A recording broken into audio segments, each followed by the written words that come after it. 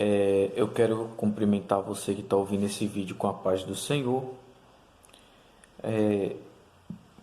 trazer, mais um momento de comentário bíblico. E o tema do comentário desse vídeo é 3 provisões de Deus para vencer o diabo. 3 provisões de Deus para vencer o diabo, A Bíblia diz que nós estamos em uma guerra, contra as forças espirituais da maldade, Efésios capítulo de número 6, versículo de número 12, Paulo diz: porque não temos que lutar contra carne e sangue, mas sim contra os principados, contra as potestades, contra os príncipes das trevas deste século, contra as hostes espirituais da maldade nos lugares celestiais. Então, no capítulo 6, versículo 12, da carta de Paulo aos Efésios, Paulo vai expressar para nós essa realidade, que nós estamos em uma guerra. Não uma guerra contra o ser humano, mas uma guerra contra, como o próprio Paulo diz, uma guerra contra os principados, contra as potestades, contra os príncipes das trevas deste século, contra as hostes espirituais da maldade. Então, nós estamos lutando contra uma organização maligna que atua para destruir a vida do ser humano. O que Jesus disse? O ladrão vem, senão a matar, roubar e destruir. Então, o objetivo do inferno é destruir o ser humano, de maneira que ele perca a salvação e que ele vá para o inferno. Então, esse é o objetivo de Satanás, fazer com que sua alma pereça. Então, nós estamos numa guerra contra essa organização maligna, que é o inferno, o reino das trevas, e lutando pela nossa salvação, pela salvação daqueles que nós amamos e que estão ao nosso redor. É bem sabido de todos que a Bíblia diz que cada um vai dar conta de si mesmo, Jesus disse: eis que cedo vem, meu galardão está comigo, para dar a cada um segundo as suas obras. Então, cada um segundo suas obras. Então, é uma questão particular, pessoal, entre o ser humano e Deus. Então, no meio disso tudo, nós encontramos as pessoas que nós amamos. Eu não posso salvar o meu próximo, mas eu posso estar intercedendo por ele, eu posso estar orientando ele, eu posso estar procurando fazer algo para que ele venha a ser conduzido ao Senhor. Uma coisa que eu viso muito é que Jesus disse assim, Evangelho de João, capítulo 14, versículo 6, é bem conhecido de todos nós. Disse-lhe Jesus: eu sou o caminho, a verdade e a vida, ninguém vem ao Pai senão por mim. Então Jesus ele deixa claro que a salvação é através dele, que ele é o caminho, Só que o que acontece? Jesus disse: não é o discípulo maior do que o seu mestre, nem o servo maior do que o seu senhor, mas basta ao discípulo ser como seu mestre e ao servo ser como seu senhor. Então, não tem como nós sermos maior que Jesus, mas ele diz que nós devemos seguir a sua postura. E quando eu observo essa questão, que Jesus diz que nós temos que seguir a postura dele, eu vejo que Jesus é o quê? O caminho que leva ao Pai. Então, se ele diz que nós temos que procurar ser como ele, isso significa que eu e você temos que nos fazer um caminho também. Ô Reginaldo, mas o caminho para o Pai é Jesus. Sim, o caminho para o Pai é Jesus. Mas o caminho para Cristo pode ser eu e você. Como assim? Através da pregação do Evangelho. Quando eu prego o Evangelho, quando eu oro por alguém, quando eu intercedo por alguém, eu estou sendo um caminho para Jesus. Eu não posso ser caminho para o Pai, porque ele diz que o caminho para o Pai é ele. Mas nós podemos ser caminhos para Cristo, através do meu testemunho, do teu testemunho, através da pregação da palavra de Deus para as pessoas que não servem ainda ao Senhor, e através da intercessão, nós podemos ser caminhos para Cristo. Através de nós, as pessoas vão a Cristo. E é interessante que João Batista ele fez isso. Ele se tornou um caminho para Cristo, porque João sempre testificava que Cristo era o Filho de Deus, era o Cordeiro de Deus, que Cristo veio para tirar o pecado da humanidade. Então João era um caminho para Cristo, ele apontava para Cristo. E o que acontecia? O povo ia seguir a Jesus por causa do testemunho de João, né? Inclusive, 2 discípulos de Cristo estavam com João Batista, ali na beira do lago da Galileia. Jesus passa, João diz que eis aí o Cordeiro de Deus que tira o pecado do mundo. Os discípulos, olhando aquilo ali, eles passam a seguir a Jesus. Então, nós podemos ser esse caminho para Cristo, através da pregação do Evangelho, e através da intercessão, e através do nosso comportamento. O apóstolo Paulo diz que nós somos a carta de Deus escrita aos homens, ou seja, as pessoas, elas têm a revelação de quem é Deus através do meu e do teu comportamento, né? Então, nessa batalha, na guerra contra o reino das trevas, nós temos 2 objetivos: a nossa salvação e a salvação daqueles que estão ao nosso redor. Agora, para entrar aqui no assunto, né, que são 3 provisões de Deus para vencer o diabo. Estamos numa guerra, né? Paulo diz, contra as hostes espirituais da maldade, contra os principados, estamos numa batalha. Então, eles nos atacam e nós precisamos nos defender e atacar também. Só que é como o apóstolo Paulo falou, não é uma guerra na dimensão natural, é uma guerra na esfera espiritual. E uma guerra na esfera espiritual não se combate com método carnal, nem natural, né?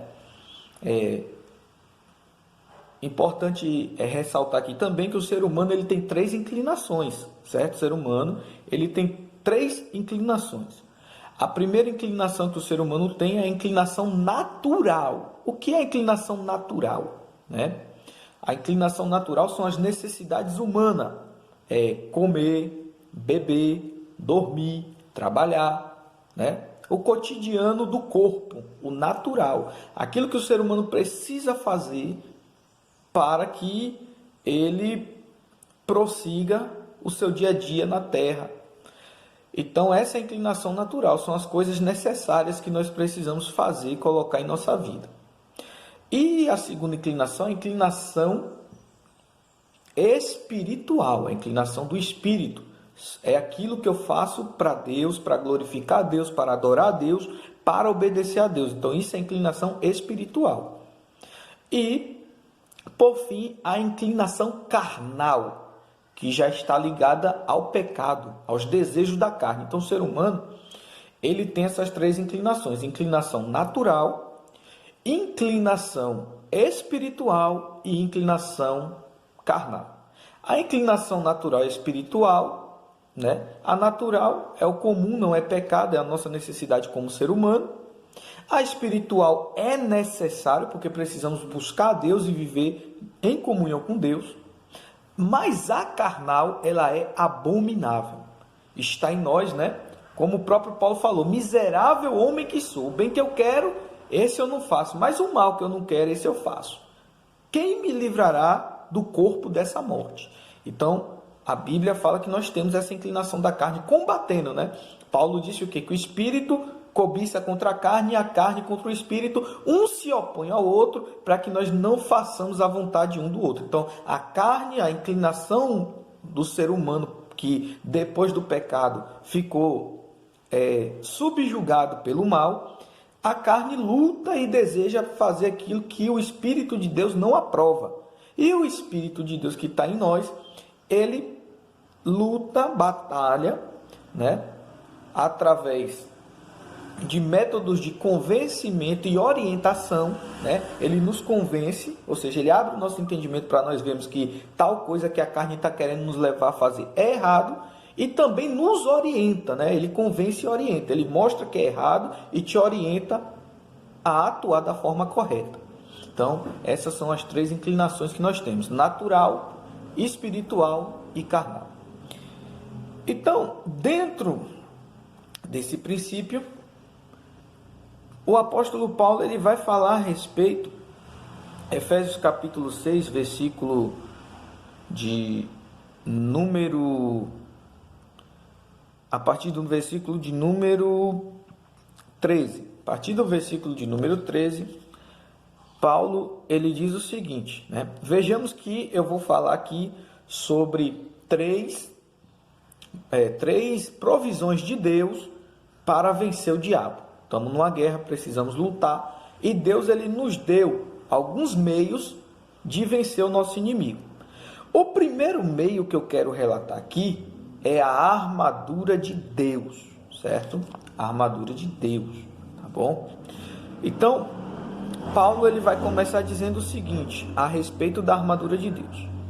Portanto, né? Portanto, é uma palavra utilizada para dar continuação a um assunto anterior. Então, Paulo estava falando que nós estamos em guerra contra o diabo, né? Eu estou dando essa pausa, entrando bem no assunto, porque a intenção aqui é comentar, não é pregar, tá? Esse vídeo não é um vídeo de pregação. Esse vídeo é um vídeo de comentário bíblico, né? Nós vamos comentar a respeito da palavra de Deus, falar sobre o assunto. Então, ele diz o seguinte: portanto, né? Ou seja, devido a essa guerra, devido a essa batalha, tomai toda a armadura de Deus. Então, primeira recomendação de Paulo, já que estamos em uma guerra contra o diabo, a primeira recomendação de Paulo é que nós venhamos nos revestir de toda a armadura de Deus, de tomar, ou seja, pegue para si toda a armadura de Deus, tá bom? Então, veja que Paulo diz toda a. Quando Paulo usa a expressão toda a, ele está dizendo o seguinte: não adianta você pegar só uma parte da armadura.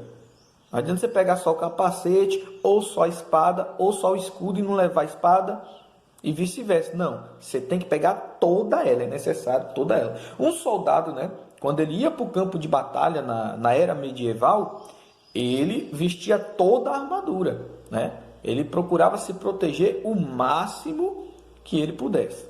Então, ele diz, para que possais resistir no dia mal. Então, para que você resista no dia mal, no dia das guerras, das dificuldades, dos conflitos, é necessário que você esteja com toda a armadura. Toda a armadura. Não é só uma parte dela, é toda ela. Tá bom? Então, Paulo diz assim, ó: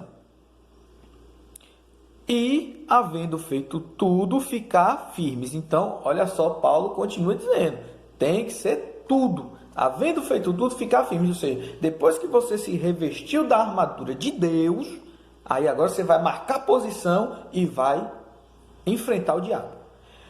Aí o que Paulo vai dizer na sequência? Estais, pois, firmes, né? Estais, pois, firmes, tendo cingido os vossos lombos com a verdade. Então, cingir os lombos com a verdade, ou seja, vestir a primeira parte da armadura, que é um tecido mais fino, né? Um tecido mais fino por baixo da armadura, para que você não fique nu, tá? Não fique nu. O soldado ele tinha que vestir uma roupa por baixo da armadura, para que ele não viesse só estar com a armadura, mas que ele também estivesse vestido, coberto. Então, observe você que Paulo ele diz o seguinte, ó: estais, pois, firmes, tendo cingido os vossos lombos com a verdade. O que é a verdade? Jesus disse o quê? Santifica-os na verdade, a minha palavra é a verdade, eu sou o caminho, a verdade e a vida. Então, Paulo está dizendo o seguinte: ande em comunhão com Cristo, ande com Cristo na tua vida.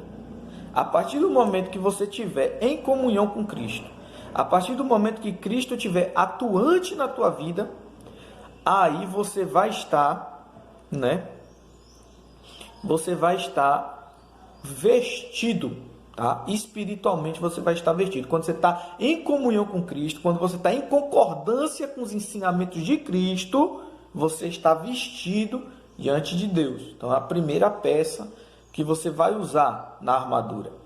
Agora, olha só que o que eu vou te falar aqui é importante. Por que que o soldado ele tinha que vestir um tecido por baixo da armadura? Porque se ele não tivesse vestido, aquela armadura poderia ferir o seu corpo e, além de ferir o seu corpo, poderia também deixá-lo nu, porque a armadura ela cobre os pontos vitais, mas a intenção dela não é ser uma roupa para cobrir a nudez. A intenção dela é proteger o corpo. Então você tinha que vestir uma outra roupa, para que a própria armadura não viesse te ferir. Porque a armadura de Deus pode me ferir? Pode. Se eu não estiver alicerçado em Jesus, toda essa promessa, ela se torna para mim como maldição. Por quê? Porque a Bíblia diz que quem tem o Filho tem a vida eterna, mas quem não tem o Filho, a ira de Deus sobre ele permanece. Então, se eu não tiver vestido com a comunhão com Cristo, certo? Com o meu relacionamento em concordância com os ensinamentos de Jesus, não adianta eu vestir a armadura, porque não vai servir para mim, porque ela vai ser contra mim próprio, porque eu não estou alicerçado em Jesus, eu não estou vestido, então ela fere, tá bom? Então, Paulo continua, né? E vestida a couraça da justiça. Couraça. O que era uma couraça? Uma couraça era tipo um colete à prova de bala, tá? Você vestia aquela couraça, certo? Você vestia aquela couraça para que viesse proteger de ataques. Para que viesse proteger de ataques. Agora, olha o que Paulo fala. O que é essa couraça, tá? Porque, olha, veja bem, a armadura de Deus, ela, no sentido espiritual, você está revestido com a armadura.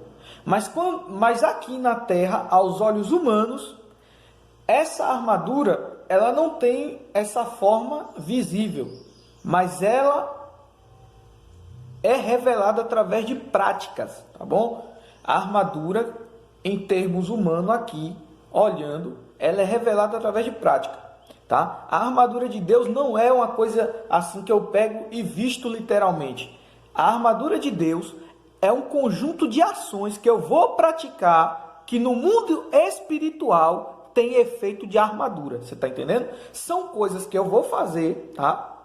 Que no mundo espiritual, tanto Deus e os anjos e os demônios vão me ver como alguém que está revestido com uma armadura. Tanto que é verdade isso, que a roupa que vai por baixo da armadura, para ela não nos ferir, é a comunhão com Cristo. Você tem que estar em Cristo, tá bom? Então, Paulo, ele diz o seguinte, ó, vestido a couraça da justiça.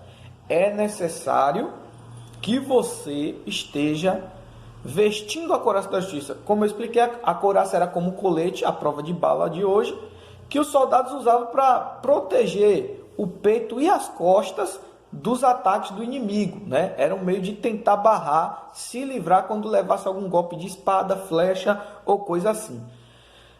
Essa couraça, qual é o nome dela? Justiça. Que justiça? A justificação em Cristo Jesus. Quando eu recebo Cristo como meu Salvador, creio que Ele é o Salvador, eu estou justificado diante de Deus. Recebendo Cristo, crendo em Cristo e deixando de praticar o pecado, eu estou diante de Deus, é como se eu tivesse vestido com essa couraça. Ela vai impedir que o diabo venha me matar, me ferir. Por quê? Porque o sangue de Jesus me justificou. Então você precisa crer no Evangelho para que você venha estar vestido com essa couraça. No mundo espiritual tem um efeito como se você estivesse com uma couraça, porque vai te proteger das investidas do ataque do diabo contra a sua alma. O diabo vai vir tentar te ceifar, mas não pode, porque você está justificado. Então, a couraça da justiça nada mais é do que você receber a salvação em Cristo Jesus. Você crê em Jesus, tá bom? Isso é a couraça da justiça, tá? E diz o seguinte, e calçar os pés na preparação do evangelho da paz. Isso aqui é muito importante, tá bom? Paulo manda calçar os pés na preparação do evangelho da paz. O soldado, ele calçava uma sandália, ele calçava algum tipo de calçado, tá? Para proteger o pé dele no campo de batalha e por onde ele passava. Porque quando você está descalço, você não tem firmeza para andar. O que Paulo está dizendo? Calçar os pés na preparação do evangelho da paz. É você conhecer o evangelho, estudar a palavra de Deus e aplicar na tua vida. Você está entendendo? Então, para você ter firmeza, para andar no mundo espiritual, para você ter firmeza, para você viver a fé do evangelho, tá bom? Para você ter firmeza, você precisa ser praticante e estudante do evangelho, tá? Por quê? Para você entrar e sair de um lugar e manter a tua integridade, você precisa estar dentro do padrão do evangelho. Então, esse calçado do evangelho nada mais é do que conhecer o evangelho, estudar o evangelho e praticar o evangelho, tá bom? Então isso é o calçado que o soldado de Deus usa: praticar o evangelho, conhecer o evangelho, ensinar o evangelho, tá? Quando você está envolvido com o evangelho, entende o evangelho, você, no mundo espiritual, está com o seu pé calçado e você tem firmeza para andar, porque tu conhece o evangelho. Então, quando o diabo lançar qualquer coisa no teu caminho, seu passo não vacila. Por quê? Porque você está anexado no evangelho, você está conhecendo o evangelho do Senhor. Bom, então estude a palavra, medite na palavra e viva a palavra. Assim você vai estar com os pés calçados, espiritualmente vai andar firme diante de Deus. E Paulo continua, né? Versículo 16, Efésios 6, versículo 16. Tomando sobretudo o escudo da fé. Olha só. Sobretudo, né, o escudo da fé. Você tem que ter o escudo da fé. O que é o escudo da fé? É você confiar em Deus. É você crer em Deus. É você acreditar no Deus que você serve. Quando você confia no Senhor, o diabo investe contra você, mas não te atinge. Por quê? Porque você está protegido pelo escudo da fé. Ou seja, Satanás tenta te desanimar, tenta confundir tua cabeça, tenta te matar, tenta te atingir de alguma forma. Mas quando ele lança aquele dardo, a confiança que você tem em Deus, a fé que você tem em Jesus, não permite que ele consiga te matar e te derrubar. A fé te protege, tá? É por isso que é importante ter fé. A Bíblia diz o quê? Ora, sem fé é impossível agradar a Deus. Não tem como viver na presença do Senhor se você não tiver fé. Tá? Então, se você está passando por um momento de vacilar na fé, está deixando de crer nas promessas, está deixando de confiar que Deus está cuidando de você, meu amigo, ore ao Senhor. Deus, renova a minha fé para que eu creia em Ti, para que eu continue firme. E aí Ele vai te dar, né, esse fortalecimento. Tá bom?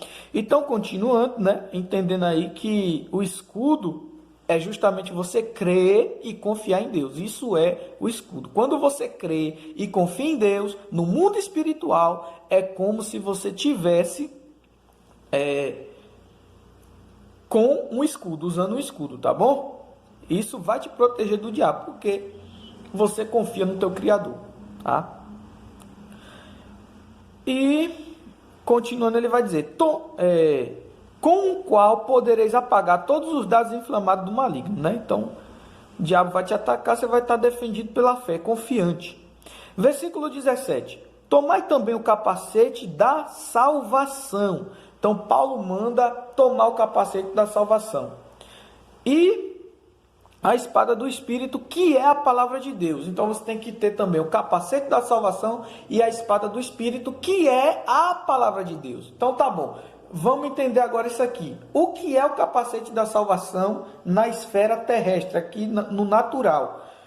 O capacete da salvação, como Paulo falou, é a palavra de Deus. Quando você está estudando a palavra, praticando a palavra, é como se você tivesse com um capacete na tua cabeça. Por quê? Satanás vai atacar a tua mente, mas a palavra de Deus vai proteger a tua mente. O diabo vai dizer assim: traia a tua esposa, né? Vai jogar na tua cabeça: traia a tua esposa, aceita essa proposta de corrupção, beba, tome álcool, se embriague, tome álcool, use alguma coisa ilícita.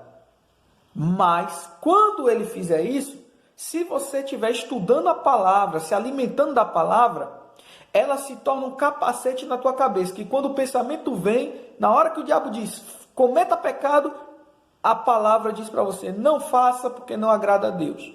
Lembra o que está escrito em tal livro, lembra o que está escrito em tal versículo, em tal capítulo, lá está condenando praticar isso aí que o diabo está te mandando fazer. Então, quando você está estudando a palavra, meditando na palavra, ela se torna um capacete para a tua cabeça, tá?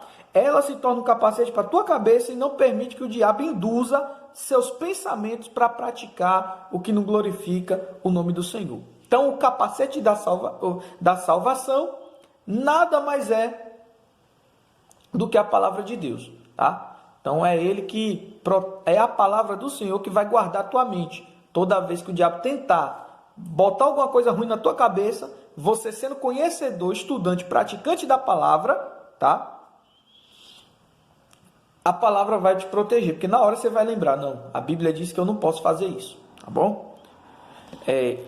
Então, ele continua, né? E a espada do Espírito. A espada do Espírito também é a palavra de Deus. Então, a palavra de Deus, ela tanto é capacete para proteger a nossa cabeça, a nossa mente, como ela também é uma espada, né? A Bíblia diz que a palavra de Deus é mais penetrante do que qualquer espada de dois gumes. Então, para se defender do diabo, para atacar o diabo, use a palavra de Deus. Então, a espada do Espírito é justamente, né? A espada do Espírito é a Bíblia.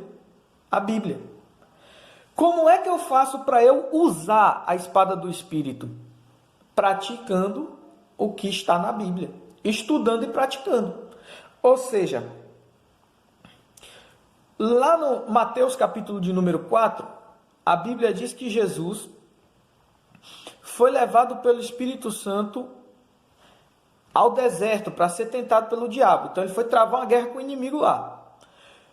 Chegando lá, Satanás falou para ele: se tu és o Filho de Deus, transforma essas pedras em pão. Aí ele diz: nem só de pão viverá o homem, mas de toda a palavra que sai da boca de Deus. Pronto. O diabo atacou Jesus, Jesus se defendeu e deferiu um golpe contra ele, usando o quê? A palavra de Deus. A palavra de Deus anulou o ataque do diabo, né? Então Jesus se defendeu com a palavra. Aí o diabo disse assim, mostrou todos os reis no mundo, tudo isso eu te dou se prostrado me adorar. Aí Jesus falou para ele o quê? Jesus disse o que para ele? Jesus disse: somente ao Senhor teu Deus adorarás, só a Ele servirá. Foi isso que Jesus falou. Então Jesus mais uma vez dá um contra-ataque usando a palavra. Depois ele leva Jesus até o alto de um monte e diz: se tu é o Filho de Deus, se joga daqui abaixo, porque está escrito que vai dar, está escrito que ele enviará anjos ao teu respeito. Então, observe você que o próprio diabo usou a espada do Espírito também, né? Para tentar atingir a Jesus. Só que Jesus estava o quê? Jesus estava revestido com a couraça da justiça. E estava com a espada do Espírito na mão. Jesus falou o quê? Jesus virou para ele e disse o seguinte: está escrito também, não tentarás ao Senhor teu Deus. Então Jesus disse para não tentar a Deus. Então, com essa utilização do que estava escrito, tá? Jesus venceu o inimigo, atacou, deu contra-ataque no inimigo. Então a espada do Espírito é justamente isso. É você conhecer a palavra e praticar a palavra. Cada vez que o diabo vem, com a palavra você vence ele. O diabo vai dizer, peque, você vai dizer, está repreendido em nome de Jesus, porque a palavra do Senhor diz que a graça não é liberdade para pecar, mas antes me livra do pecado. Então você deu um golpe contra o diabo. Ele, é o que a Bíblia diz, resistir ao inimigo, ele fugirá de vós. Jesus resistiu, o diabo teve que cair fora, teve que bater em retirada. Então, é isso. Agora, por que a espada do Espírito, quando foi utilizada, não feriu a Cristo? Porque, como eu disse aqui no princípio, se você não tivesse vestido com uma roupa por baixo, a armadura poderia te ferir, tá? E o diabo, ele usou parte da armadura, que foi a palavra, para poder atingir Jesus. Por que não teve efeito contra Jesus? Porque Jesus está... O vídeo cortou aqui, mas eu já voltei. Deu um probleminha aqui, caiu, mas eu voltei. Então, por que o diabo não conseguiu usar a espada do Espírito para ferir a Jesus? Porque Jesus estava com a couraça da justiça, certo? Ele estava justo diante de Deus, com certeza. E também porque ele estava cingido os lombos, né? Vestido com a verdade. Ele é a própria verdade, tá bom? Então, e aí, Jesus contra-atacou, tá? Usando a palavra, e com a palavra, Jesus venceu o inimigo. Então, a espada do Espírito é justamente isso, é você conhecer a palavra e usar ela contra o diabo na hora que você estiver combatendo com ele. E como é que eu uso? Praticando, tá? Sempre lembrando dela, sempre procurando, em todo momento, utilizar ela na minha vida, aplicar a Bíblia na minha vida. Então, continuando, ele diz o seguinte, no versículo 18, orando em todo tempo, com toda oração e súplica no Espírito, e vigiando nisso com toda perseverança e súplica por todos os santos. Então, aqui agora já entra a questão de tática militar, tá? Paulo falou de toda a armadura, agora ele está falando de adquirir experiência, tá bom? E atuação no campo de batalha. Então, o que Paulo vai dizer no versículo 18? Ele vai dizer, orando em todo tempo, com toda oração e súplica. A oração não pode faltar, tá? Quer vencer o diabo? Não pode faltar oração. A oração faz parte, tá? Da rotina de um soldado, de um combatente de Deus. Soldado, ele tinha que estar em comunicação com seu líder, com seu general, com seu comandante, para poder receber as orientações e as estratégias do campo de batalha. Então, quando você ora, quando você busca a Deus, você está em comunicação com Ele, que é o seu general. E, através da oração, Ele vai te passar as orientações de como você proceder no campo de batalha contra o inimigo, tá? Através da oração, você se comunica com Deus e Ele, que é teu general, vai te orientar como você vai vencer Satanás, tá bom? Então, tem que orar, tem que se comunicar com o quartel-general, tá? Tem que se comunicar para receber a direção do nosso comandante, do nosso general, que é o Senhor Jesus, que é o glorioso Deus. Então, também ele diz o seguinte, além de você orar, se comunicar com o quartel-general, com Deus, você tem que estar vigiando em todo o tempo, tá bom? Então, você tem que estar vigiando.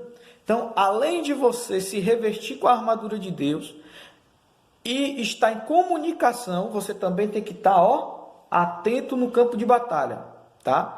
Então você sempre tem que estar de olho, sempre de olho, certo? Sempre observando as coisas ao teu redor, sempre observando, tá? As artimanhas do inimigo, para que você não venha ser pego de surpresa, tá? Tem que estar vigilante, tem que estar na sentinela, tá bom? Sempre alerta. E aí ele vai dizer também, tá? Finalzinho do versículo 18, Efésios capítulo 6, com toda perseverança e súplica por todos os santos, tá bom? Então você tem que estar orando também, tá? Você tem que estar orando também pelos seus irmãos. Porque o soldado no campo de batalha, ele não luta só por ele, não. Ele luta também por aqueles que estão junto com ele nesse campo, junto com ele nessa guerra, tá? É um exército. E um exército não é feito de uma só pessoa. O exército tem vários combatentes que um lutam pelo outro. Como é que eu luto pelo meu irmão? De joelho. Eu luto pelo meu irmão de joelho, orando, clamando pela vida dele, intercedendo por ele, para que assim como eu quero vencer, ele venha vencer também, tá?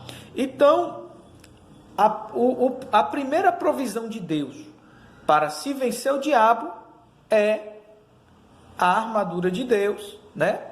A comunicação com o quartel-general, né? Que é a oração, tá? E, por fim, lutar também pelos nossos irmãos, estar orando por eles, clamando por eles, intercedendo por eles. Amém? Então, essa é a primeira provisão de Deus para que você venha vencer o diabo. A segunda provisão de Deus para que você venha vencer o diabo são os dons espirituais. Onde é que nós encontramos aqui os dons espirituais? Nós vamos abrir 1 Coríntios, primeira carta de Paulo aos Coríntios, capítulo de número 12, tá? Versículo de número 7 ao 10, tá bom? Abre aí, vai acompanhando aí, vamos usar a Bíblia, tá? Seja como os bereanos. A Bíblia diz que quando Paulo chegou em Bereia e foi evangelizar o povo, os judeus que estavam ali iam conferir na Escritura se era verdade o que ele estava falando, tá bom? Então seja assim, tá? Esteja sempre meditando na palavra, acompanhando com a Bíblia aquilo que você está sendo ensinado, tá? Não tome o que ninguém fala como verdade absoluta, tá? A pessoa vai te dando a referência, vai passando a orientação para você, vai confirmando aí se o que a pessoa está falando é verdade mesmo, tá bom? Porque está escrito que Deus exaltou acima de tudo a sua palavra, tá? Nenhum ensinamento humano, nenhuma atitude humana, tá bom? Está acima da palavra de Deus, não, tá? Quando alguém pregar alguma coisa para você, quando alguém te ensinar alguma coisa, meu amigo, confere na Bíblia e peça a Deus entendimento, que a Bíblia diz o quê? Se alguém não tem sabedoria, peça a Deus que dá e não lance em rosto, tá? Deus, ele, quando você às vezes não sabe alguma coisa, vai perguntar a alguém, a pessoa às vezes até zomba de você, né? Quando você não sabe de algo.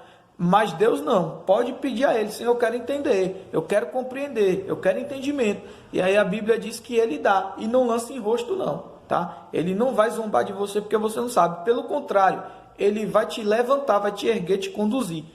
Porque a Bíblia diz o quê? Deus dá graça aos humildes, mas resiste ao soberbo. Humilhai-vos também debaixo da potente mão do Senhor, para que no seu tempo Ele venha vos exaltar. Então, vai pedindo entendimento a Deus, vai conferindo o que está na Escritura.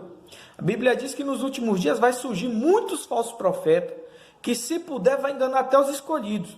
E aí Jesus diz o quê? Acautelai-vos dos falsos profetas. Ou seja, fique esperto com os falsos profetas. Fica de olho nos falsos profetas, para você não ser enganado por eles. E como é que eu não vou ser enganado? Aí você vem aqui, a Bíblia diz no livro de Salmos, lâmpada para os meus pés é a tua palavra e luz para o meu caminho. Então, como eu não vou ser enganado? Como eu não vou tropeçar no caminho? É conhecendo a palavra de Deus. Então, estude, acompanhe na Bíblia tudo que estiverem ensinando. Então, Abre tua Bíblia aí, ó. 1 Coríntios, capítulo de número 12, versículo do 7 ao 10. É a segunda provisão, né? A primeira provisão de Deus que eu falei foi o quê? A armadura de Deus, comunicação com o quartel-general, com Deus, através da oração, tá? E interceder também pelos irmãos que estão no campo de batalha conosco. Eu vou estar lutando também, não só pela minha alma, mas pela deles também. Amém? Então vamos lá. 1 Coríntios, capítulo de número 12, versículo 7 ao versículo 10. Aí Paulo diz: mas a manifestação do Espírito é dada a cada um para o que for útil. Tá vendo? Paulo diz que a manifestação do Espírito, qual a manifestação do Espírito? A ação, a atuação do Espírito Santo é dado para cada um para aquilo que é útil. Ou seja, conforme Deus tiver algum trabalho para você desenvolver, alguma ação no reino de Deus para você desenvolver, Ele vai te dar algum tipo de dom. E esse dom você vai usar contra o inimigo, tá? A favor do reino de Deus. Então, os dons espirituais, tá? São a segunda provisão de Deus para que nós venhamos vencer o diabo. Então ele diz, versículo de número 8 agora: porque a um pelo Espírito é dada a palavra da sabedoria, e a outro pelo mesmo Espírito a palavra da ciência, e a outro pelo mesmo Espírito a fé, e a outro pelo mesmo Espírito os dons de curar, e a outro operação de maravilhas, e a outro a profecia, e a outro o dom de discernir os espíritos, e a outro a variedade de línguas, e a outro a interpretação das línguas. Mas um só é o mesmo Espírito, opera todas as coisas, repartindo particularmente a cada um como quer. Então veja bem, o Espírito vai te dar um dom conforme a posição no campo de batalha que ele te deu, tá bom? Conforme o que você tiver de fazer para o reino de Deus. Ele mesmo é quem reparte esses dons a cada um conforme o propósito que ele tem para a vida da pessoa, tá? Então, tem pessoas que vai ter os 9 dons, tem outros que não, vai ter só 1 ou 2 ou 3. Você está entendendo? Porque é de acordo com a chamada, com o ministério que ele tem para você. De acordo com o propósito que ele tem para você, ele vai te dar um tipo de dom. Então, o Espírito é o nosso comandante, tá? É o nosso tenente aí nesse campo de batalha. É ele que está na frente da igreja, conduzindo a igreja, tá? É o Espírito Santo. E é ele que orienta a igreja no campo de batalha. É ele que orienta o soldado contra o diabo, tá bom? Então, quando você vai para o cenário, né, de guerra, que você olha aí os exércitos, você vê que cada soldado, pelo seu comandante, é colocado em um agrupamento conforme a vocação daquele soldado. Tem pessoa que vai pro tanque de guerra, né? O blindado. Tem pessoa que vai para helicóptero. Tem pessoa que vai para o jato. Tem pessoa que vai para a infantaria com fuzil, né? Tem pessoa que vai para os navios, para o submarino. Então, cada um vai receber ali uma ferramenta, tá? Uma ferramenta de acordo com sua função. Então, de acordo com a chamada que Deus tem para você, Ele vai te dar algum tipo de dom, tá? O Espírito, que é o nosso tenente aí nessa guerra, é que vai separar cada um ali para ficar cada um na sua posição, tá bom? Então, a segunda provisão de Deus são os dons espirituais, tá? Você vence o inimigo com a armadura de Deus, com oração, né, que é o contato com o quartel-general, com Deus, intercedendo também pelos seus irmãos, lutando por eles, que estão no campo de batalha com você. E o segundo, recebendo dons espirituais, que Deus vai te usar, né, para combater o diabo com esses dons espirituais. Por exemplo, aquele que tem aí, ó, né, o dom da palavra, né? Deus vai te usar para pregar. E através disso você vai combater contra o diabo, contra o engano dele, né? O dom aí também da fé, quem tem o dom da fé, né? É o dom da fé. O que é o dom da fé? O dom da fé é a capacidade de crer no sobrenatural de forma diferenciada, tá? Ser humano, ele tem a fé comum. O que é a fé comum? É o ato de crer, tá? Jesus disse: ide por todo mundo, pregar o evangelho a toda criatura. Quem crer for batizado será salvo, quem não crer será condenado. Então o ser humano tem o crer natural. Todo ser humano tem o crer natural, que é a ação de acreditar, tá? Não está ligado simplesmente a questões espirituais. A pessoa pode chegar aqui e falar: rapaz, fulano ali fez um negócio terrível, eu posso acreditar nela ou não. Então isso é a fé comum, é o simples ato de crer. O ser humano tem isso, e você pode crer nas coisas de Deus com uma fé comum, simplesmente você acreditar, escolher acreditar, tá bom? Deus te dá essa alternativa, tá? Deus que dá essa alternativa. Mas a fé como um dom é uma fé diferente, cara, que Deus desperta em você uma certeza tão grande, uma convicção tão grande das coisas, que você consegue, tá, crer naquela situação, e através dessa fé Deus opera o milagre. Tem também os dons de cura, né, que Deus vai te usar para libertar pessoas que estão em cima de cama, pessoas que estão cegas. Tudo isso é arma contra o diabo, porque quando Deus te usa no dom da cura para você tirar o enfermo da cadeira de roda ou do leito da cama, ele vai poder se levantar para servir a Deus, para poder fazer a vontade do Senhor. Então isso aí atinge o diabo, tá? Então é uma arma contra o diabo. Os dons são provisões de Deus que ele te dá para combater o inimigo, tá bom? E aí, que mais? Uma pessoa cega, ela não pode estudar a Bíblia. Se Deus te usar para que essa pessoa seja curada, ela vai estudar a palavra. Então, ali, aquilo já vai ajudar ela contra o demônio. Então, você está atacando o reino das trevas com os dons espirituais. É por isso que a Bíblia diz: não extingais o Espírito Santo. O que a Bíblia está dizendo? Não faça com que o Espírito perca a autoridade, a atuação no meio da igreja, tá bom? Porque é aquilo que Jesus falou: eu estou à porta e bato, tá? Nós somos cristãos, mas a Bíblia diz que nós somos livres, tá? A gente decide se vai acatar a vontade do Senhor ou não. Isso é tão verdade que está escrito que se hoje, em Hebreus, né? Em Hebreus, carta aos Hebreus, está escrito: se hoje ouvires a voz do Senhor, não endureça o coração. Então Deus não obriga ninguém a nada. Ele te dá o entendimento e deixa você decidir se você vai querer ou não. O próprio Moisés, ele falou para o povo de Israel: olha, eu coloco diante de vocês hoje a bênção e a maldição, tá?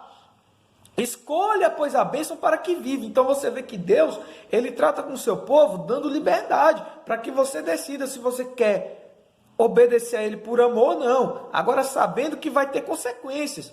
Se você escolhe fazer o que é errado, vai ter consequências, tá? Aí, então, nós entendemos que a segunda provisão de Deus são os dons espirituais. E agora, para concluir o vídeo, temos a terceira provisão de Deus. Qual é a terceira provisão de Deus para vencer o diabo? Aí nós vamos olhar aqui, ó, Gálatas, capítulo de número 5, tá? Gálatas, capítulo de número 5. Abre aí a Bíblia, vamos à Bíblia. Gálatas, capítulo de número 5, versículo 22 ao 23. Gálatas, capítulo de número 5, versículo 22 ao 23. Está escrito: mas o fruto do Espírito é amor, gozo, paz, longanimidade, benignidade, bondade, fé, mansidão e temperança. Então, versículo 22 vai falar de características que a pessoa recebe quando tem o Espírito Santo. Quando você recebe o Espírito Santo, ele faz com que você gere um fruto dentro de você, tá? E que fruto é esse? É o que nós lemos aqui: gozo, paz, longanimidade, benignidade, bondade, fé, mansidão e temperança. Então, a pessoa que recebe o Espírito Santo, ela recebe essas características, tá? E isso você pode usar contra o diabo, tá bom? Como? Por exemplo, vamos ver aqui uma das características, um dos primeiros aspectos que a pessoa recebe quando tem o Espírito Santo, o amor, tá? Digamos que você tem o Espírito Santo, então você recebe amor. Deus coloca amor dentro de você. Porque a Bíblia diz que quem está em Cristo, nova criatura é. As coisas velhas se passaram e tudo se fez novo.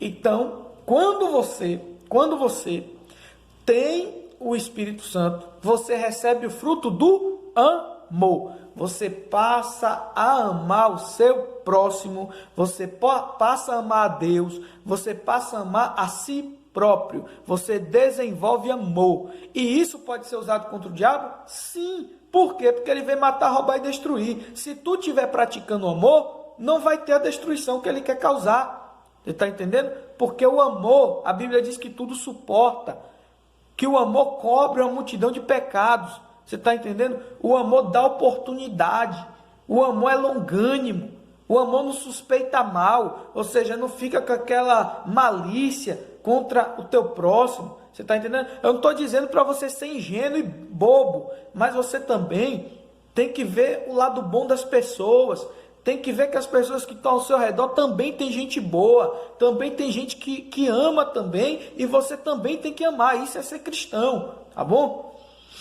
Então tá aí, o fruto do Espírito, né, é um meio também de vencer o diabo, praticando o amor. Gozo, né, gozo, o que é gozo? Alegria. O diabo quer ver você triste, quer ver você mal. Quando você está alegre, tu jogou ele no chão.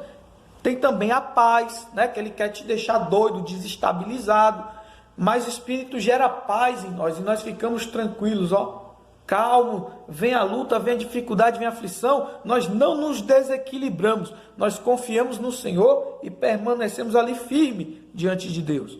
E aí diz também, longanimidade, né? Que é o ato de você ter paciência para ir dando oportunidade às pessoas para mudar, você ser perdoador, benignidade e bondade, ó. Uma coisa que eu quero deixar bem claro aqui, benignidade e bondade são duas coisas diferentes, tá?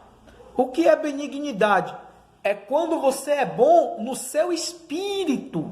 O que é ser bom no espírito?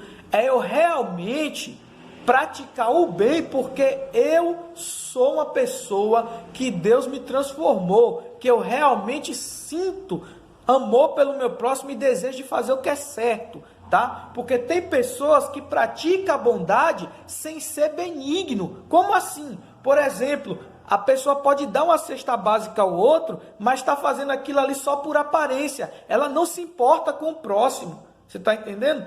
A pessoa pode ajudar alguém só para ganhar alguma coisa. Então essa pessoa, ela não é benigna, ela não tem o desejo sincero de fazer o bem. A benignidade é o desejo de fazer o bem com sinceridade, com amor, porque você ama, porque você se preocupa. Isso é benignidade.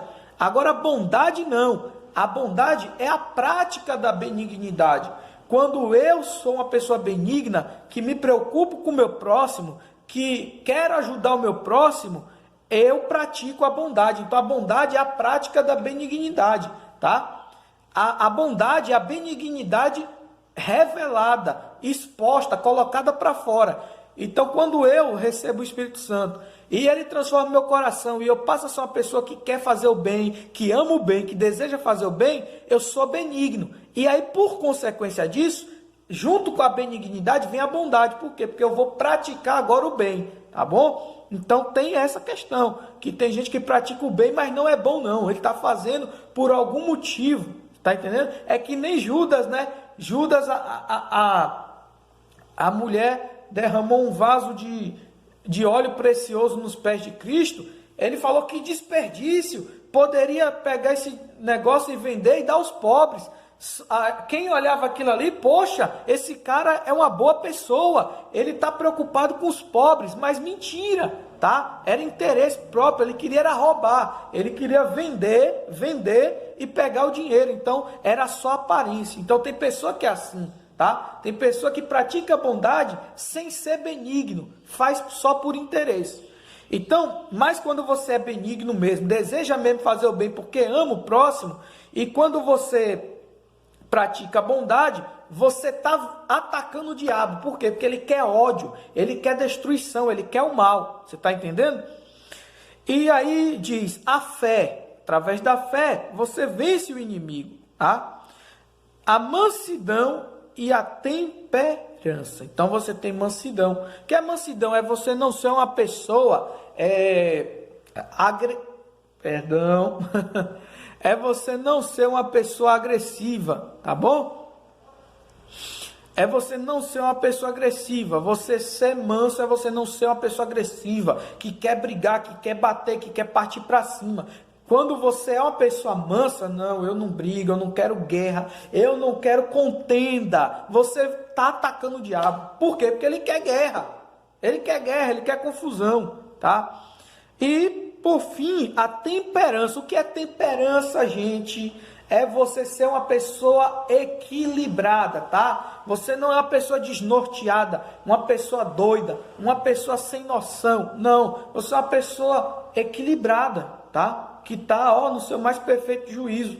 Então, quando você mantém o equilíbrio, faz as coisas com moderação, não exagera para mais nem para menos, bota tudo ali, não, tudo com ordem, decência, nem de mais, nem de menos, tem que ser correto. Você está entendendo? Quando você é uma pessoa equilibrada, que está com o seu equilíbrio, você vence o inimigo. Por quê? Porque ele quer te desestabilizar. Mas através desse equilíbrio que Deus dá, dessa postura, desse padrão de se manter, sempre calculando, sempre avaliando, sempre observando, tá?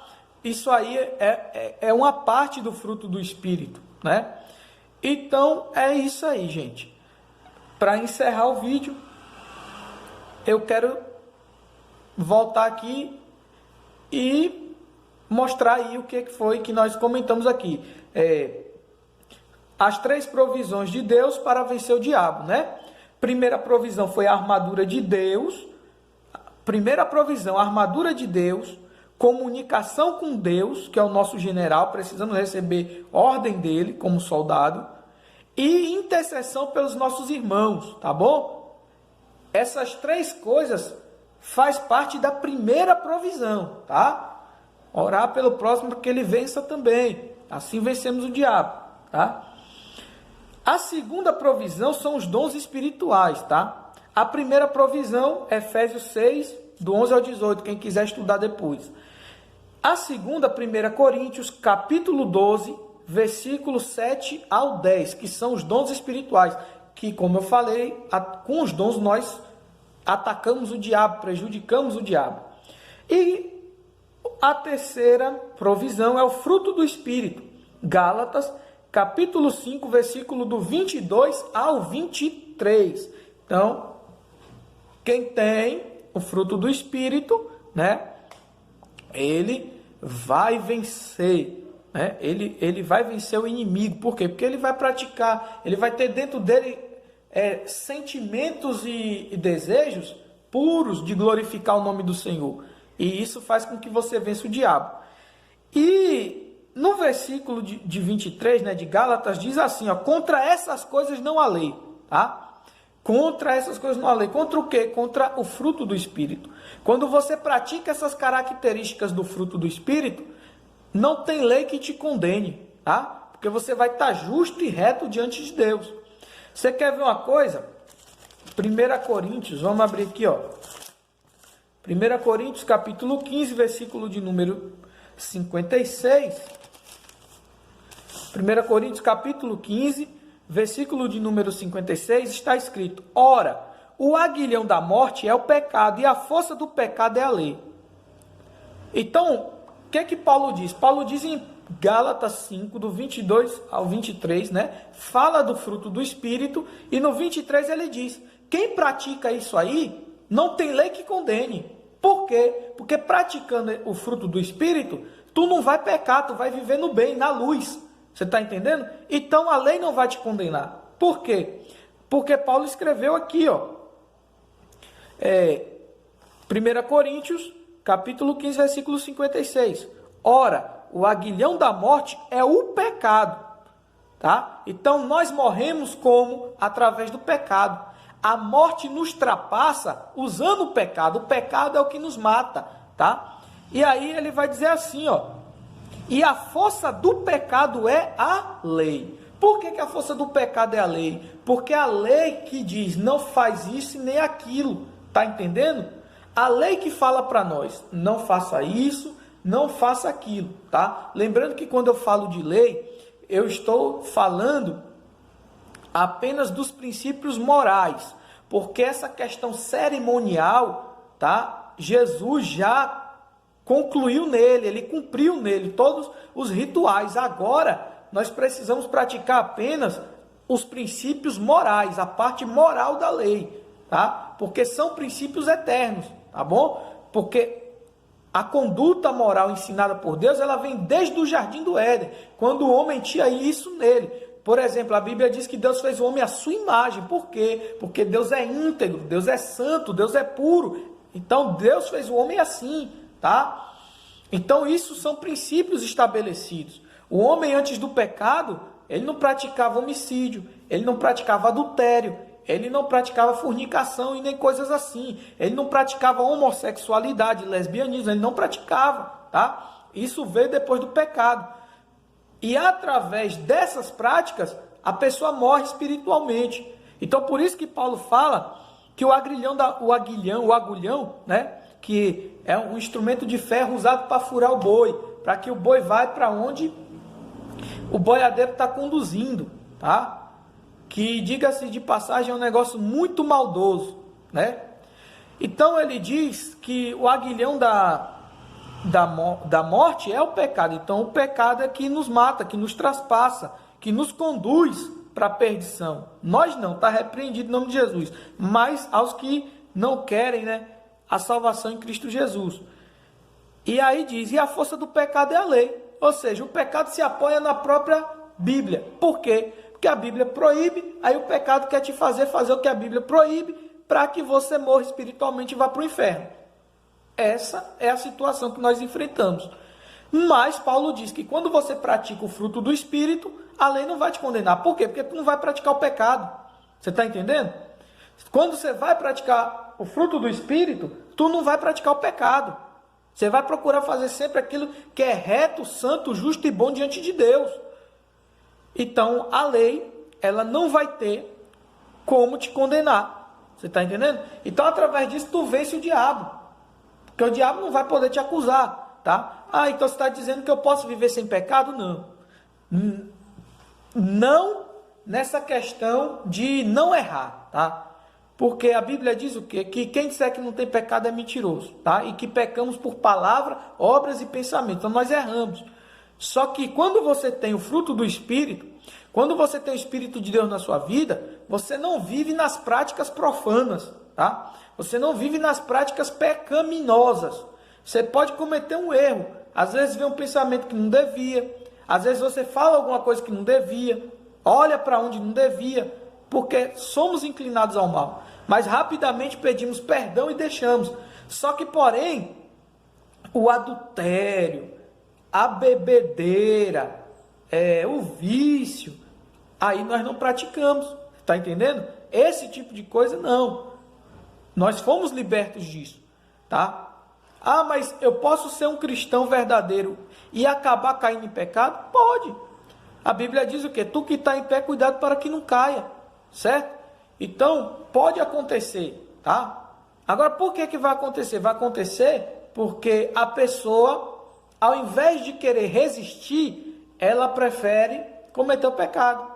Mas é aquela questão, né? A Bíblia diz o quê? Aquele que confessa as suas transgressões e deixa, alcançará misericórdia. Então, se você pecou, se você errou, você pedir perdão e não voltar mais, Deus te perdoa. Tá entendendo? Então, é isso aí, pessoal. Que o Senhor Jesus esteja abençoando aí a sua vida, tá? E futuramente, nós vamos estar fazendo outro estudo aí. Eu dei uma paradinha, né, fiz só 2 capítulos do comentário dos personagens bíblicos, mas depois eu vou voltar, tá? Então, que Deus abençoe. Essas aí foram as 3 provisões de Deus para que nós venhamos vencer o diabo. Amém, irmãos? Curte aí o vídeo, tá? Compartilha com alguém. Se não é inscrito no canal, se inscreve. Me ajude a pregar o evangelho, tá? Eu não ganho nada em valor material por estar pregando o evangelho, tá? Em questão de dinheiro, não. Mas eu tenho uma recompensa muito grande, né? Que é agradar o meu Deus. Para mim isso é o suficiente. É como Jesus disse aos seus discípulos lá no Evangelho de João capítulo 4, né? Eu tenho uma comida para comer que vocês não conhecem. A minha comida é fazer a vontade daquele que me enviou. Então Jesus disse que se sentia saciado, satisfeito, quando cumpria a vontade do Pai. Então, ele diz o que é que nós devemos ser semelhantes a ele. Não é o discípulo maior que o seu mestre, nem o servo maior do que o seu senhor. Mas basta o discípulo ser como seu mestre e o servo ser como seu senhor. Então, eu me alegro em procurar seguir esse comportamento de Jesus. Amém? Que Deus abençoe a sua vida, a paz do Senhor e Salvador Jesus Cristo.